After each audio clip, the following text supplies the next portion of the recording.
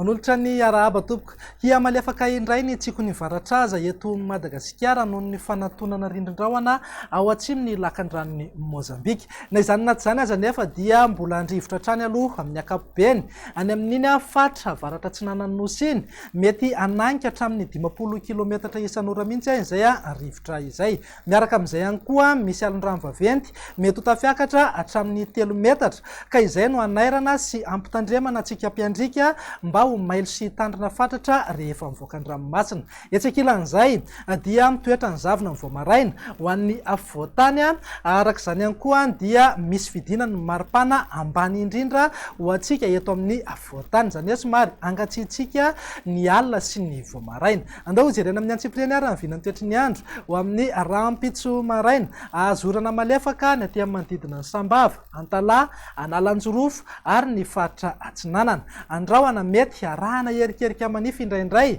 any amin'ny fatra aloatra mangoro ny tapany avaratra ny faritra Sava ary ny ilany Atsinanana ny faritra Sofia. Ny faritra sisa rehetra moa dia ho maina ny andro amin'ny ankapobeny aoriany ny fisavan'ny ny zavona na zavotany voamaraina aty amin'ny faritra Menabe, Atsimo andrefana, Androy ary Anosy. Raha ho an'ny tolakandro kosa indray dia saika maina aloha amin'ny ankapobeny manerana ny faritra maro eto Madagasikara fa mety hisy orana tandrifin-drahona mandalo ihany indraindray aty amin'ny morotsiraka ny faritra Analanjorofo sy Toamasina. Raha ny vinan'ny maripana raha ho amin'ny rahampitso zao dia eo amin'ny 10 ka hatramin'ny 13 degré ny maripana ho an'ny afovoantany, morotsiraka Atsinanana eo amin'ny 12 ka hatramin'ny 13 degré, morotsiraka andrefana moa eo amin'ny 20 ka hatramin'ny 14 degré. Tazantsika amin'izao fa ny amin'ny manodidina Morondava, Betsiboka, Boeny ary Sofia dia mananika hatramin'ny 13 degré ny maripana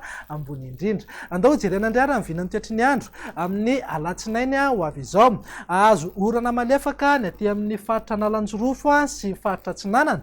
Andrahona mety arahana orana malefaka indraindray ny aty amin'ny faritra Sava sy Diana. Ny faritra sisa rehetra dia ho maina ny andro amin'ny ankapobeny fa ny takarivana ny alina no miverina mandrahona ho an'ny afovoantany sy ny faritra atsimon'ny Madagasikara. Raha ny vinan'ny maripana tsy dia misy fiovana firy fa 13 degré aty Morondava, Betsiboka, Boeny ary Sofia, eo amin'ny 13 ka hatramin'ny 14 degré kosa maripana ambony indrindra ho an'ny afovoantany. Maripana ambany indrindra moa tazantsika amin'izao any Avakina Karatra eo amin'ny 7 degré, Analamanga kosa eo amin'ny 12 degré, izany hoe mangatsika aloha zany amin'ny ankapobeny. Andao faranana amin'ny vinany toetry ny andro amin'ny talata ary izay mitoetra hatrany aloha ny orana malefaka aty Antalaha sy Analanjorofo. Ny faritra avaratra kosa dia mandrahona na mandrahona mitsitokotoko torak'izay ihany koa aty amin'ny manodidina ny aloatra mangoro, Atsinanana, mpaka hatrany Avatovavy Fitovinany. Mety arahana tandrifin-drahona moa izay